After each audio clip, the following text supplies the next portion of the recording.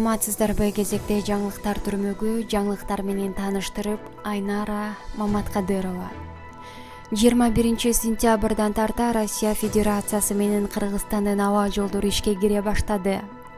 Россия Федерациясы 4 өлкөнүн жарандарына, анын ичинде Беларусь, Казакстан, Корея жана Кыргызстандын жарандары учак менен кирүүсүнө уруксат берилди.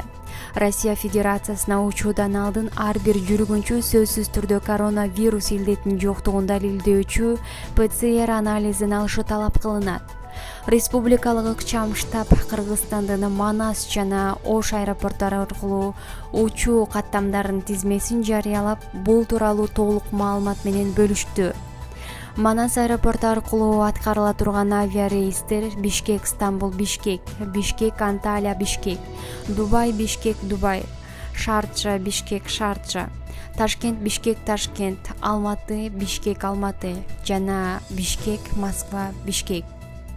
Ош аэропортунан чартердик рейстер төмөнкү багыттарга каттайт. Москва Ош Москва, Ош Санкт-Петербург Ош, Ош Новосибирск Ош, Ош Екатеринбург Ош, Ош Сургут Ош, Ош Красноярск Ош.